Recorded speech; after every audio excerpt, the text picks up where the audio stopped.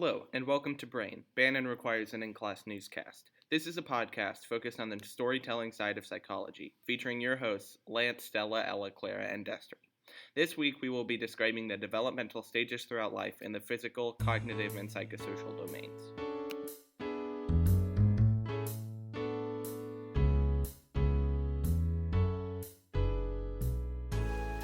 Welcome back.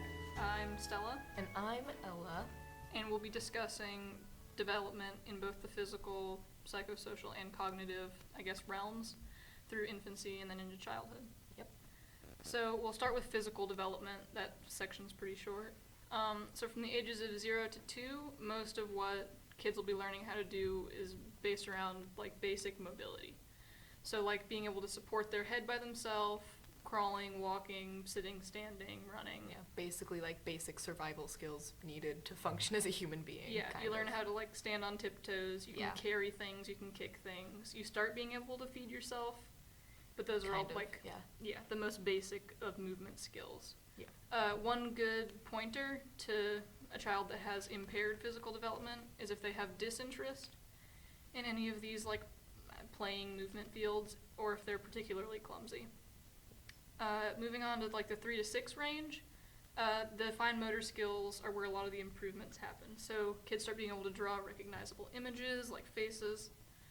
They get better at tracing. They can cut along curves and can cut straight lines. They can put beads on a string, stack blocks, stuff like that. They also start learning how to dress themselves. They can pour liquids, unscrew lids, brush their hair, that kind of thing. They also can recognize the danger in objects easier. So they'll be wary towards stairs and sharp objects and hot objects and stuff like that. By the end of this kind of range, their frontal lobe is at 90% of its final size. So that's pretty developed already. 7 to 11, basically it's puberty time. Baby teeth really start falling out in earnest. And then children's height and weight increase at a greater rate. So they'll probably eat more because they're having a big old growth spurt. One fun thing you can look at for child development is the amount of sleep that children need as they get older. So kids in kindergarten sometimes need up to 12 hours of sleep just straight. But around 11 years old, kids come down to about 9 hours of sleep per night, and they're pretty much good. Okay, so the next domain we're talking about is the psychosocial. So there's a lot of aspects. This is a really big range of things that happen during this time. One of the big ones is the attachment. So having attachment to whether it be parents, friends, even strangers, having that kind of relationship starting to build.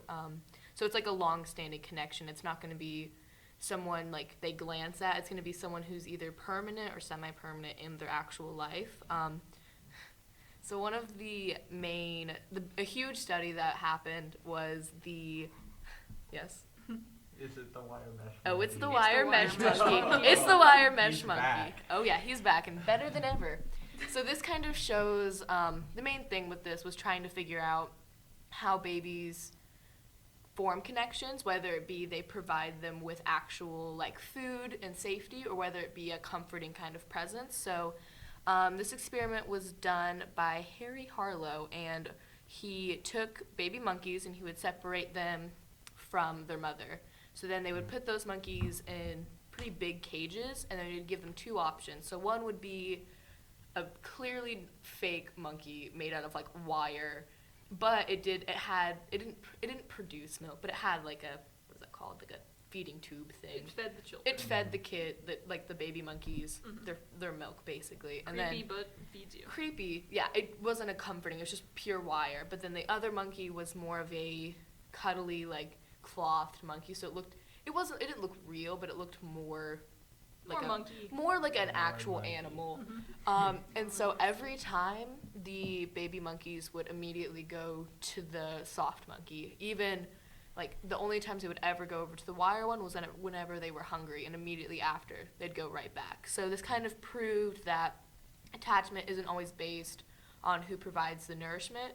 It's really about who provides comfort and security. So yeah. So there's a lot of different types of attachment. I won't go crazy into them, but There's like the separation and reunion, so that was another kind of study done. It basically saw how kids ranging in age formed connection whenever a stranger was brought in and the parent left. So there were different ranges. So there was like a secure attachment. This is like the most common one, where the toddler clearly preferred their parent over the stranger because that was what was comfortable for them. Then there was avoidant attachment. So the child is unresponsive to the parent, does not use the parent as their quote-unquote secure base. That's like who they go to for safety, and they don't really care if the parent leaves. So they don't really show any, they don't cry, they don't scream, they don't show really any negative emotion when their parent is left and a stranger is replaced. Then there's resistant attachment. So the children tend to show clingy behavior, but they reject the attachment figure's attempt to interact with them. So this is usually like they're fearful of their caregiver, and they kind of attract more to the stranger. Then there's the disorganized attachment. So this is where they kind of go crazy, where they just like freeze, they run around in an erratic manner or try to run away, even when the caregiver returns. So even when they're like their parent leaves, they scream, their parent returns, they scream. So it's like a bunch of change happens. So that's the psychosocial. Yeah. Yes. Can I jump in? Yeah, So we can. does the monkey experiment, wire Yes. mesh monkeys, making me die. But like, is there a parallel between that experiment and human domains? Like, do we know? Yeah, like this, well, because it was previously thought that, like, at least, especially in animals, Yeah. that, like, all animals were just attracted to who would give them protection, who would feed them. And, you know, obviously monkeys are we're pretty close in descent from them, so this kind of opened up the idea of how humans form relationships. So this was, like, the beginning of how we form relationships instead of, like, if they just provide us with something useful.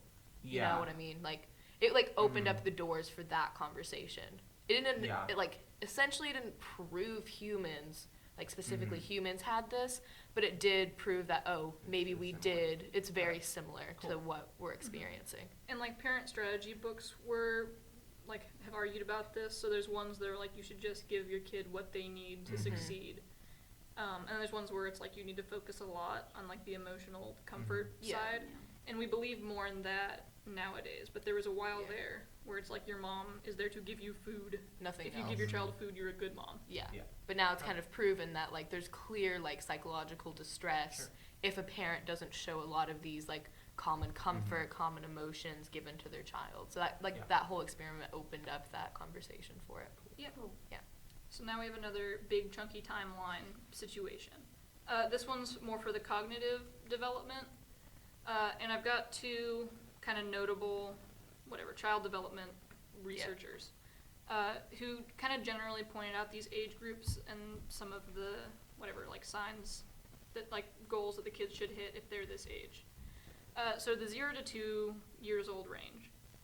Erik Erikson called this, like, the trust versus mistrust phase, and Jean Piaget, Close enough. called this the sensory motor stage.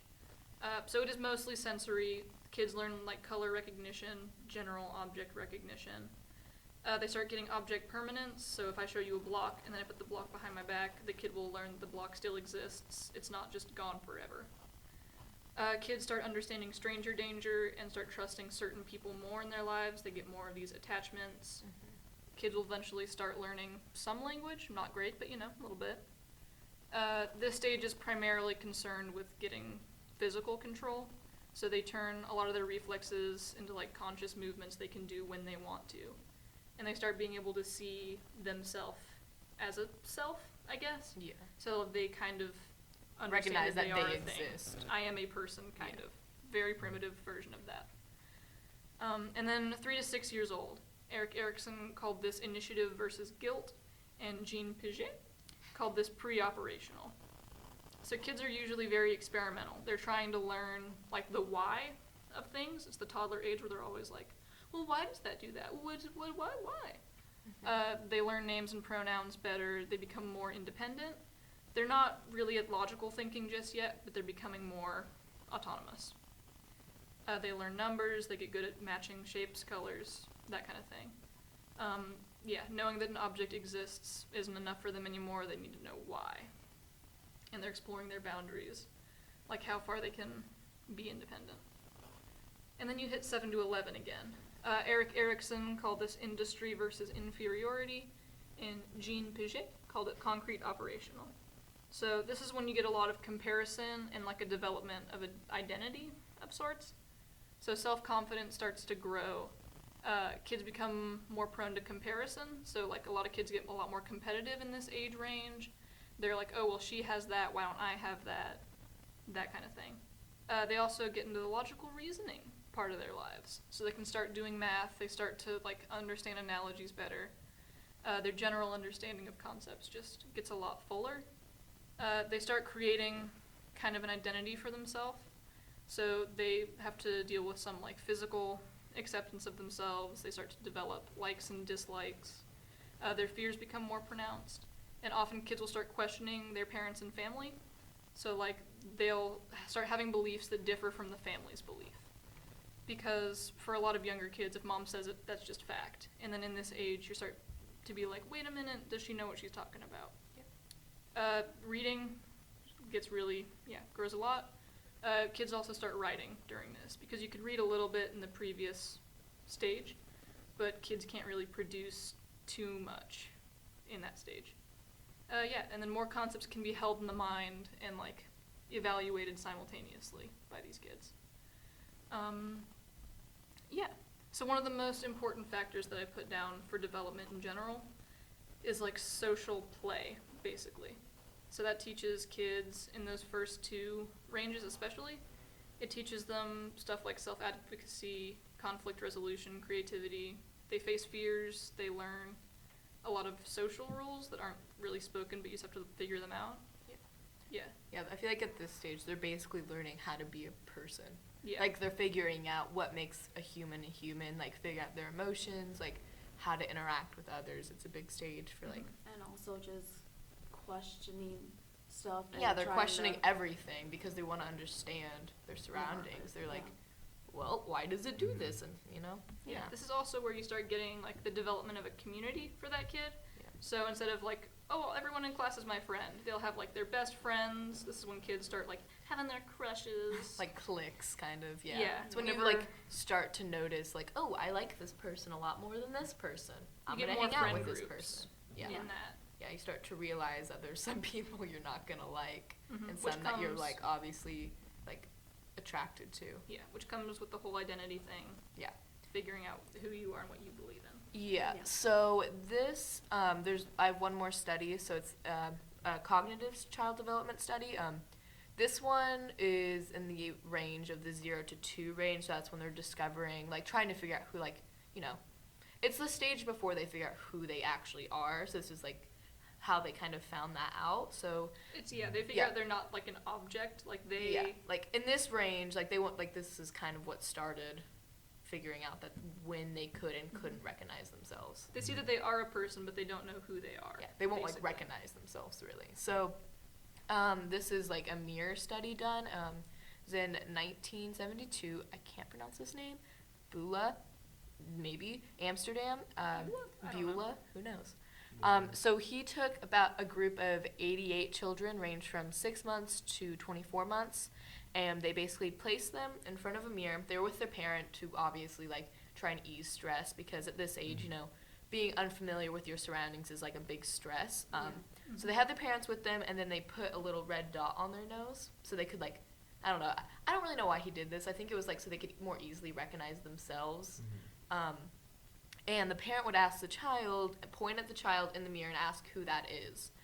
So then they were trying to figure out, like, the different stages of that. So, like, I found it funny, but, like, they were only able to use about, like, 20 kids actually in this. They had 88, but, like, this age is such a hard age to do, like, anything with.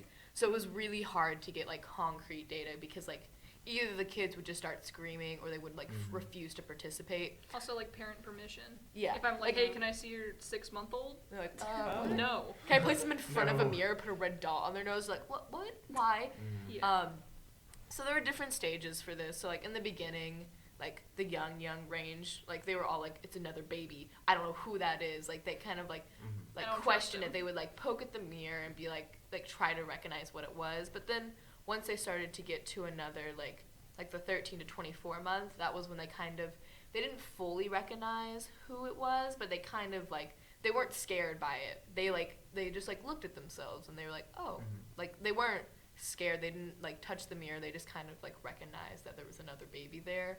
At least another baby. I don't think, yeah. Yeah. Yeah. Mhm. They That's kind when of they- recognized it was themselves, but not fully. That's when they get closer to being like, oh, that's me. Yeah. But it takes a while for them to get to that kind of stage. Yeah. Yeah.